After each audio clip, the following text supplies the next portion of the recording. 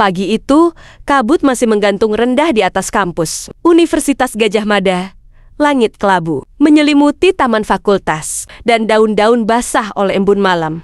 Di lantai 3, gedung FISIP. Profesor Herman Maulana tengah duduk tenang di ruang kerjanya. Tumpukan kertas, catatan kuliah, dan buku referensi memenuhi mejanya. Hari itu tampak biasa, tak ada yang istimewa. Tapi ia tidak tahu bahwa detik itu, hidupnya mulai memasuki lorong gelap yang tak pernah ia bayangkan. Ketika hendak menyusun slide materi kuliah untuk jam kedua, pandangannya terhenti pada sebuah benda asing di pojok meja. Sebuah amplop coklat, lusuh dan tebal. Ia yakin benda itu belum ada tadi pagi. Tidak ada ketukan pintu, tidak ada suara langkah kaki. Seakan-akan amplop itu muncul begitu saja.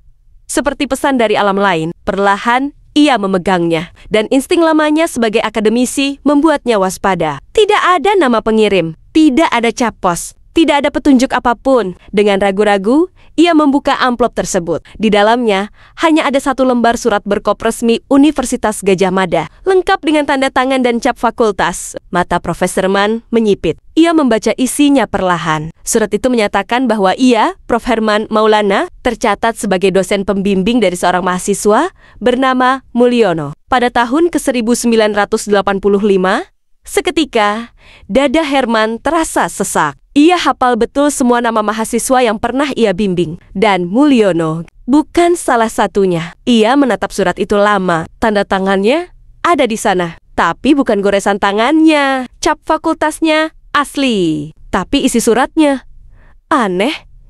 Apa ini hanya kesalahan administrasi? Atau sesuatu yang lebih? Hatinya mulai gelisah. Tidak mungkin kesalahan sekasar ini terjadi dalam dokumen resmi universitas. Ia langsung beranjak ke lemari arsip, menyisir dokumen bimbingan tahun 1985, satu demi satu, dengan teliti. Ia bahkan mencocokkan dengan database digital. Hasilnya tetap sama. Tidak ada nama Mulyono. Sama sekali tidak ada. Wajahnya mulai tegang. Ia merasa ada yang tidak beres. Ini bukan sekadar salah ketik. Ini jebakan. Surat itu seperti bom waktu, sebuah skenario yang telah disusun dengan rapi dan ditujukan langsung padanya. Pertanyaannya, siapa yang menyusunnya dan untuk apa? Ia merasa ditarik ke dalam permainan yang tak ia mengerti. Sebuah perang yang baru saja dimulai dan ia sudah jadi target utamanya, tanpa tahu siapa lawannya. Sore harinya, saat langit mulai redup dan kampus perlahan sepi, ketukan terdengar di pintu ruang kerja Prof. Herman. Ketukan itu pelan, tapi ritmenya tegas. Ia membuka pintu.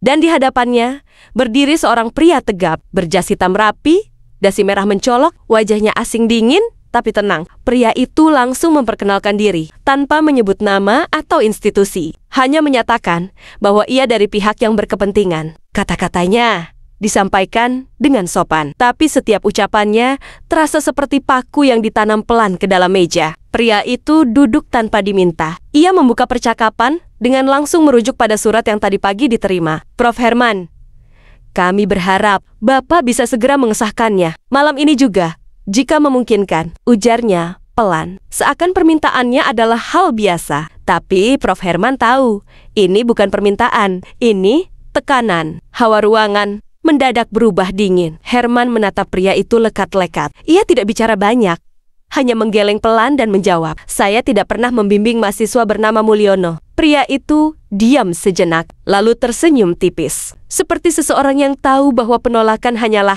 tahap awal dari persetujuan yang akan dipaksakan. Ia mengeluarkan sebuah kartu nama. Polos tanpa nama, hanya nomor. Meletakkannya di atas meja, lalu berdiri. Sebelum pergi, ia berbisik, jika Bapak berubah pikiran, Anda tahu harus menghubungi siapa. Langkahnya terdengar perlahan keluar ruangan, tapi gema ancamannya masih tertinggal, mengendap bersama udara sore yang makin berat. Beberapa jam setelah pria itu pergi, sebuah pesan masuk ke ponsel Profesor Herman. Tanpa kata, tanpa salam, hanya sebuah foto. Rumah anak perempuannya dari kejauhan, disusul satu kalimat pendek yang membuat darahnya membeku.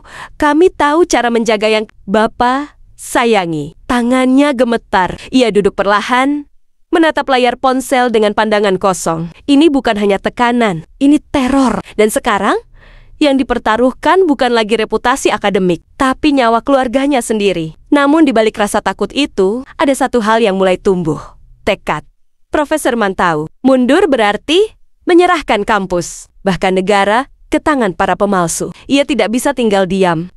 Keesokan paginya, ia menghubungi satu Satania, orang yang ia percaya masih punya idealisme yang sama. Pak Surya, dulu mereka bertarung bersama dalam audit kampus. Kini ia kembali memanggilnya. Dalam sebuah pertemuan senyap di kafe tua yang jarang dikunjungi orang, Profesor Herman membuka amplop surat itu di meja. "Aku butuh bantuanmu," katanya pelan. Dan Pak Surya hanya mengangguk. Seperti tahu sejak awal, mereka akan kembali berperang.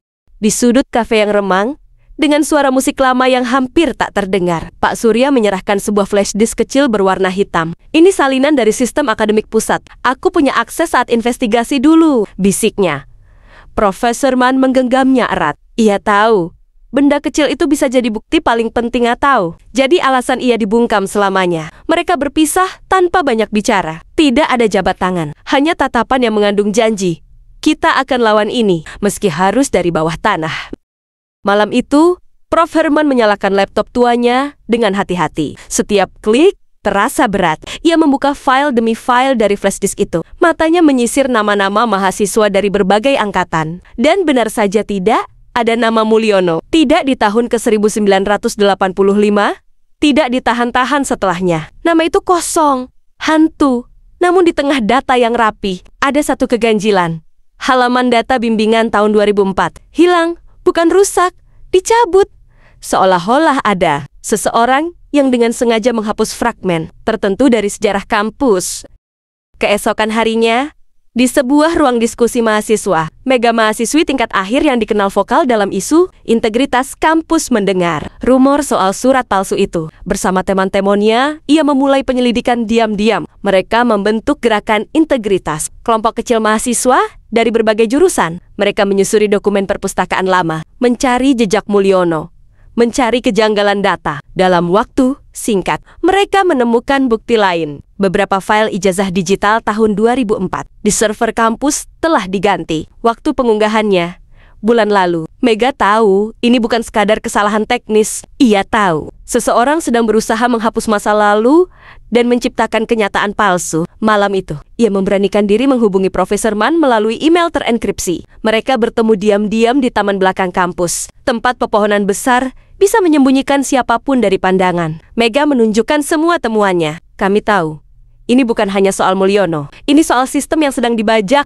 ujarnya, menatap Profesor Mann dengan mata menyala. Di sisi lain kota, jurnalis muda bernama Raka, yang sering menulis tentang politik kampus, mulai mencium aroma tak sedap dari kasus Mulyono. Ia mendapatkan dokumen pencalonan legislatif dari sebuah partai daerah. Nama Mulyono tercantum jelas, lengkap dengan gelar sarjana dari Universitas Gadjah Mada. Tapi ada yang janggal, ijazahnya tak sesuai format resmi. Bahkan, cap universitas tampak seperti hasil scan berkualitas rendah. Raka mulai menelusuri lebih dalam. Dan ia sadar, ia tidak sedang mengejar berita biasa. Ia sedang membongkar jaringan gelap yang jauh lebih besar dari yang ia duga.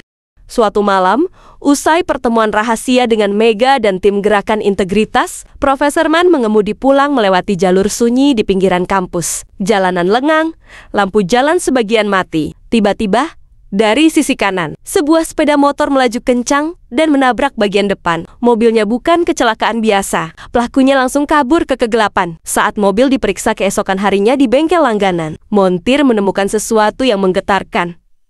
Sebuah alat pelacak kecil disembunyikan di balik dashboard. Profesor Herman membeku. Kini bukan hanya dia yang memburu kebenaran, ia pun sedang diburu. Meski gentar, Prof. Herman tak surut langkah. Ia tahu, ketakutan hanya akan memberi ruang bagi para pemalsu untuk menang. Ia mulai menggandeng lebih banyak pihak, mahasiswa, mantan rekan dosen, dan jurnalis seperti Raka, Mega dan timnya, yang kini bertambah anggotanya. Mulai merancang gerakan yang lebih besar. Mereka mengumpulkan ratusan fotokopi ijazah, mahasiswa aktif semuanya sah untuk dibawa dalam aksi simbolik. Pesannya sederhana, tapi menghantam. "Kami punya bukti, dan kami menolak dipalsukan." Hari itu, tiba di depan gedung rektorat, ribuan mahasiswa berdiri diam. Tak ada orasi, tak ada teriakan.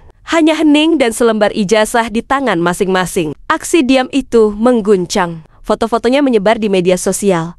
memicu gerakan serupa di puluhan kampus lain. Dari Aceh hingga Papua, mahasiswa menggelar aksi serupa. Dunia akademik bergolak, bukan karena kegaduhan, tapi karena keheningan yang terlalu keras untuk diabaikan.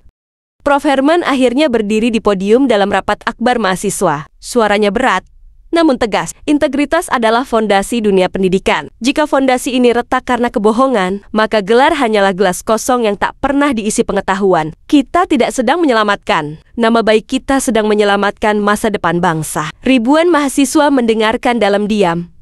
Mata mereka menatap penuh hormat. Itu bukan sekadar pidato, itu sumpah.